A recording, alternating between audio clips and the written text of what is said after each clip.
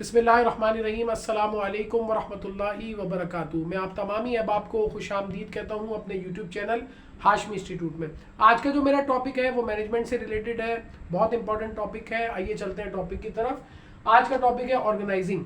इससे पहले हमने मैनेजमेंट के टॉपिक को डिस्कस किया जिसके अंदर प्लानिंग को डिस्कस किया। आज हम second most important factor organising को डिस्कस करेंगे।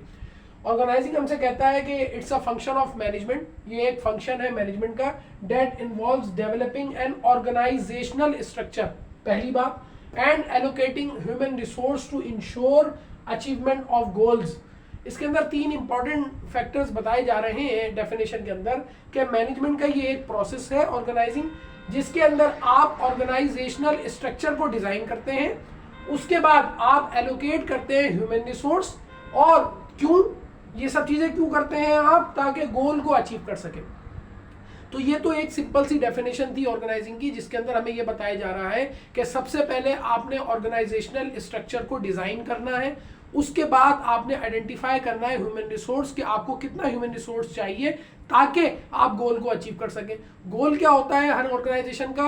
प्रॉफिट अर्निंग, प्रॉफिट मैक्सिमाइजेशन, कि हमें ज़्यादा से ज़्यादा प्रॉफिट हो। मिसाल के तौर पर टेक्सटाइल इंडस्ट्री है, अगर वो ऑर्गेनाइजिंग के प्रोसेस से गुजरती है तो सबसे पहले वो ऑर्गेनाइजेशनल स्ट्रक्चर को डिजाइन करेगी कि हमें किन किन चीज़ों की ज़रूरत है। जैसे मिसाल पर HR department, supply chain department, human resource department, marketing department को वो डिजाइन करते हुए फिर ह्यूमन रिसोर्स उसके अंदर इनपुट करेंगी ताकि जो है वो प्रॉफिट की मैक्सिमाइजेशन हो सके, प्रॉफिट अर्निंग हो सके। तो ये कहलाएगा ऑर्गेनाइजेशनल का पूरा एक स्ट्रक्चर। और ह्यूमन रिसोर्स क्यों? जहां जिस जिस बंदे की जरूरत है आपने उसको वहां पे एलोकेट करना है ताकि आपका गोल अचीव हो सके। तो ये तो थी एक सिंपल सी डेफिनेशन। अब हम आ जाते हैं प्रोसेस ऑफ ऑर्गेनाइजिंग की तरफ। वही चीज को एलोबरेट किया गया है नीचे। सबसे पहले division of work, grouping of work, delegation of authority, coordination of work. Most important होता है ऑर्गेनाइजिंग के अंदर कि आपने सबसे पहले ऑर्गेनाइजेशनल स्ट्रक्चर को डिजाइन कर लिया, ह्यूमन रिसोर्स को आइडेंटिफाई कर लिया कि मुझे लेबर की कितनी जरूरत है। टेक्सटाइल इंडस्ट्री है, मिसाल के तौर पर टेक्सटाइल इंडस्ट्री के अंदर 100 लेबर हैं जिनकी जरूरत है। 100 लोग आएंगे तो वो काम करेंगे, सरंजाम देंगे, नीचे के तबके का लेबर। फिर उनको एक सुपरवाइज करने के लिए हो सकता है कि 3 सुपरवाइजर्स की जरूरत हो, तो आपने यहाँ पे ये आइडेंटिफाई कर लिया। उसके अलावा उन 3 सुपरवाइजर को देखने के लिए एक मैनेजर की जरूरत पड़े, हो सकता है मैनेजर को देखने के लिए एक पूरा ओवरऑल जनरल मैनेजर हो, फिर हो सकता है ऑनर हो। तो ये एक चेन बन गई पूरी, जो ऑर्गेनाइजिंग की एक चेन हुई। डेलीगेशन हुई, डेलीगेशन ऑफ अथॉरिटी हुई, डिवीजन ऑफ वर्क हुआ।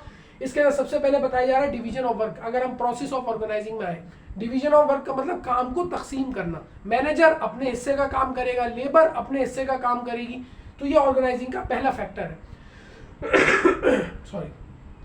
ग्रुपिंग ऑफ वर्क, काम को हमेशा ग्रुप में तकसीम कर दें। अगर आप सारा काम चाहेंगे लेबर कर ले तो नहीं कर सकती, ग्रुपिंग में तकसीम करना पड़ेगा। डेलीगेशन ऑफ अथॉरिटी, वही वाली बात कि मैनेजर अपनी रिस्पॉन्सिबिलिटी अदा कर रहा है तो उस तक वो जिम्मेदारी आ गई। उसके बाद सुपरवाइजर की अपनी जिम्मेदारी है, वो अपनी जिम्मेदारी निभा रहा है। तो यानी डेलीगेशन ऑफ अथॉरिटी, सबके पास अपनी अपनी अथॉरिटी है। और कोऑर्डिनेशन ऑफ वर्क, वर्क जो है हमेशा कोऑर्डिनेशन में होता है। लेबर अपने सुपरवाइजर को रिपोर्ट करेगी, सुपरवाइजर अपने मैनेजर को रिपोर्ट करेगा, मैनेजर ऊपर ऑनर को या जो भी CEO है उसको जो है वो बताएगा, जनरल मैनेजर को बताएगा, फिर जनरल मैनेजर जो है वो ऑनर को बताएगा। तो ये क्या हो रहा है? कोऑर्डिनेशन हो रही है एक, कि भाई कितना काम हुआ, उसने उसको अपडेट दी, उसने उसको अपडेट दी, तो आप बहुत सक्सेसफुली जो है वो गोल को अचीव कर सकते हैं। तो ये this is the very important factor of management organising. उम्मीद करता हूँ ये लेक्चर समझ में आया होगा। अगर मेरा चैनल आप लोगों ने सब्सक्राइब नहीं किया तो मेरे चैनल को सब्सक्राइब कर लीजिए, वीडियोस को लाइक कीजिए और शेयर कीजिए। अस्सलाम वालेकुम वरहमतुल्लाहि वबरकातुहू।